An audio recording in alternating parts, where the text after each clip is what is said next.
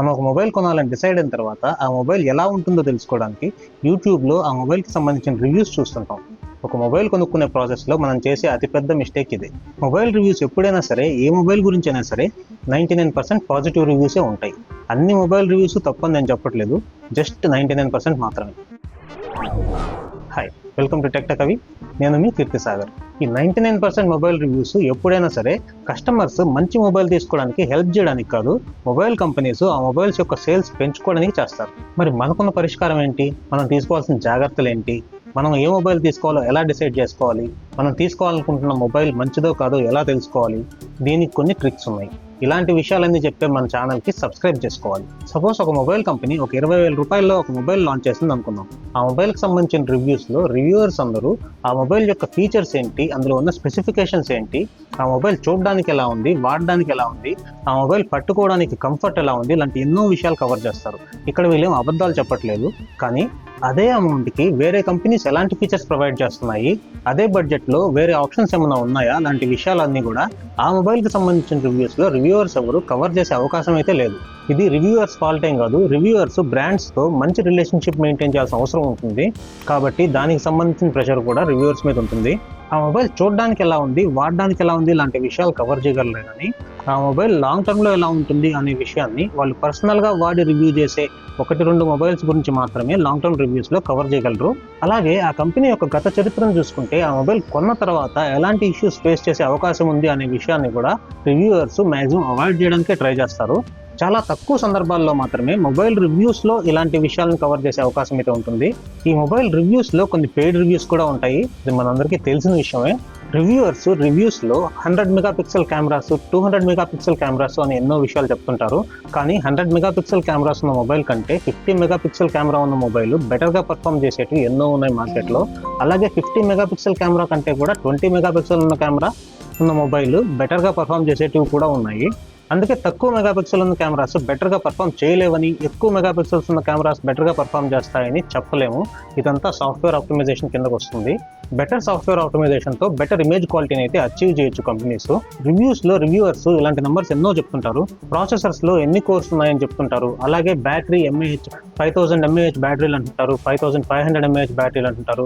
కానీ 5500 mAh battery ఉన్న mobiles కూడా 1 డే కూడా బ్యాటరీ బ్యాకప్ ఇవ్వలేని మొబైల్స్ ఎన్నో ఉన్నాయి మార్కెట్లో. ఇదంతా కూడా సాఫ్ట్వేర్ ఆప్టిమైజేషన్ కిందకే వస్తుంది. సాఫ్ట్వేర్ ఆప్టిమైజేషన్ బాగా లేకపోవడం వల్ల ఎన్నో కేటగిరీస్లో మంచి మంచి ఫీచర్స్ ఉన్నప్పటికీ బాగా పర్ఫామ్ చేయలేకపోవడం వల్ల ఫెయిల్ అయిన మొబైల్స్ కూడా చాలా ఉన్నాయి. ఇదంతా రివ్యూవర్స్ తప్పు కాదు, రివ్యూవర్స్ ఫాల్ట్ కాదు అని ఎందుకన్నానంటే, మొబైల్ కంపెనీస్ రివ్యూవర్స్కి రివ్యూ యూనిట్స్ చాలా తక్కువ టైం మాత్రమే ప్రొవైడ్ చేస్తుంటాయి.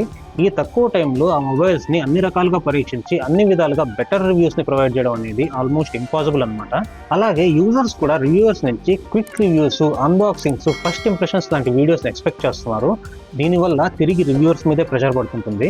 మరి యూజర్స్ ఎలాంటి జాగ్రత్తలు తీసుకోవాలంటే, ఒక మొబైల్ కొనాలని డిసైడ్ అయిన తర్వాత ఆ మొబైల్కి సంబంధించిన రివ్యూస్ యూట్యూబ్లో చూడడం వల్ల ఎలాంటి ప్రాబ్లం లేదు. ఆ మొబైల్లో ఉన్న స్పెసిఫికేషన్స్ అన్నీ కూడా మనకు చాలా క్లియర్ అండర్స్టాండింగ్ అయితే వస్తుంది.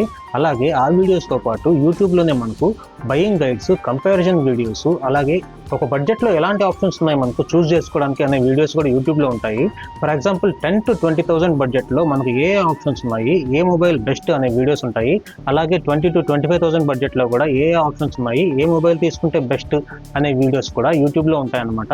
మీరు ఇలాంటి వీడియోస్ చూసుకుని మల్టిపుల్ ఆప్షన్స్ కన్సిడర్ చేసుకొని ఒక మొబైల్ని అయితే సెలెక్ట్ చేసుకోవడం అవసరం.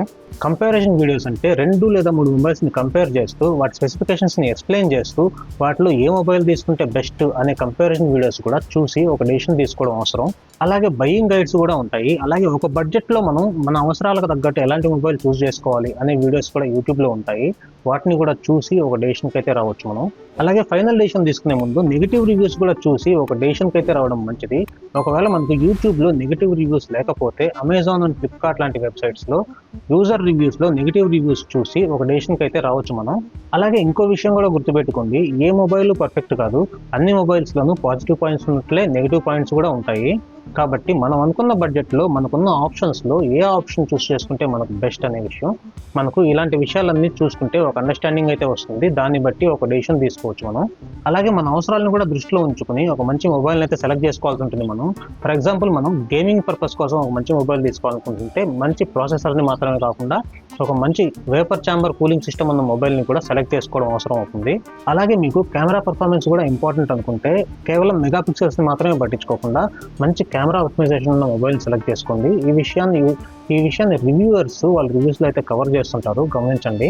ఇవే కాకుండా battery optimisation, user interface, processor, RAM, storage, build quality, design, display వీటన్నింటితో పాటు ఆఫ్టర్ సేల్ సర్వీస్ని కూడా కన్సిడర్ చేసుకొని మనం ఒక ఫైనల్ డెసిషన్కి అయితే రావాల్సి ఉంటుంది.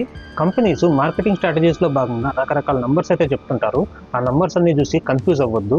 మీరు అనుకున్న బడ్జెట్లో ఒక 2-3 ఆప్షన్స్ని అయితే సెలెక్ట్ చేసుకుని వాటిలో కంపారిజన్ వీడియోస్, అలాగే ఒక బడ్జెట్లో ఎలాంటి మొబైల్ సెలెక్ట్ చేసుకోవాలి ఇలాంటి వీడియోస్ కూడా చూసుకుని ఒక ఫైనల్ డెసిషన్కి అయితే రావచ్చు. అలాగే ఒక కొత్త మొబైల్ కొనుక్కునేటప్పుడు ఎలాంటి జాగ్రత్తలు తీసుకోవాలో మీకు తెలిసిన విషయాలు ఏమన్నా ఉంటే కామెంట్ సెక్షన్లో తెలియజేయండి. మన యూజర్స్ కూడా చూసి తెలుసుకుంటారు.